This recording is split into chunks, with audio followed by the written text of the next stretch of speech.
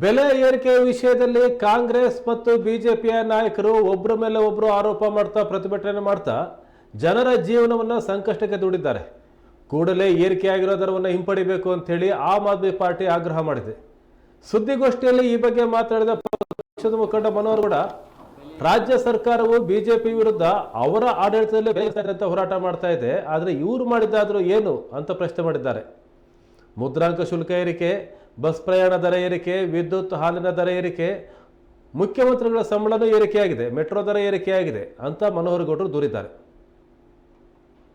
ರಾಜ್ಯ ಸರ್ಕಾರಗಳು ನಿರಂತರವಾಗಿ ಜನಸಾಮಾನ್ಯರ ಜೊತೆಗೆ ಚೆಲ್ಲಾಟ ಆಡ್ತಾ ದಿನನಿತ್ಯದ ಎಲ್ಲ ವಸ್ತುಗಳ ಬೆಲೆ ಏರಿಸ್ತಾ ಇರೋದು. ಹಾಲು, ಮೊಸರು, ವಿದ್ಯುತ್ತು, ಬಸ್ ದರ ಎಲ್ಲ ಒಂದೊಂದಕ್ಕೊಂದು ಏರಿಸ್ತಾ ರಾಜ್ಯ ಸರ್ಕಾರ ಮಾಡ್ತಾ ಇದ್ದರೆ, ಕೇಂದ್ರ ಸರ್ಕಾರ ಇವತ್ತು GST ಹಾಲು ಮೊಸರು ಮೇಲೂ ಕೂಡ GST ಹಾಕಿರುವಂಥದ್ದು, ಗ್ಯಾಸ್ ಏರಿಸಿರುವಂಥದ್ದು, ಅಂತರ್ರಾಜ್ಯದಿಂದ ತಂದ ಮಧ್ಯಮ ವರ್ಗದ ಜನ ವೆಹಿಕಲ್ಗಳು ತಂದು ಇದು ಮಾಡಿದ್ರೆ ಅದಕ್ಕೂ ಕೂಡ ಮತ್ತು 18% GST ಹಾಕ್ತಾ ಇರುವಂಥದ್ದು.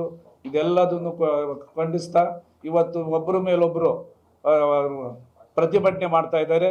ಈ ಕಾಂಗ್ರೆಸ್ ಮತ್ತು BJP ಒಂದೇ ಮುಖದ ಎರಡು ನಾಣ್ಯಗಳು. ಇವತ್ತು ಜನಾಕ್ರೋಶ ಅಂತ ಮಾಡ್ತಿದ್ದಾರೆ. ಯಾವ ನೈತಿಕತೆ ಇದೆ ಇವರಿಗೆ?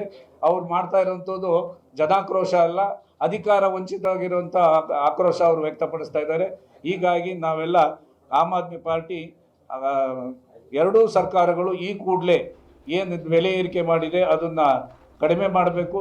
ಇಲ್ಲ ಅದ್ರ ಮಧ್ಯೆ ರಾಷ್ಟ್ರಪತಿ ಹಾಗೂ ರಾಜ್ಯಪಾಲರು ಮಧ್ಯಪ್ರವೇಶಿಸಿ ಸಾಮಾನ್ಯ ಜನರ ಸಂಕಷ್ಟಗಳನ್ನು ಕಡಿಮೆ ಮಾಡಬೇಕು ಅಂತೇಳಿ ಈ ಮೂಲಕ ಆಮ್ ಆದ್ಮಿ ಪಾರ್ಟಿ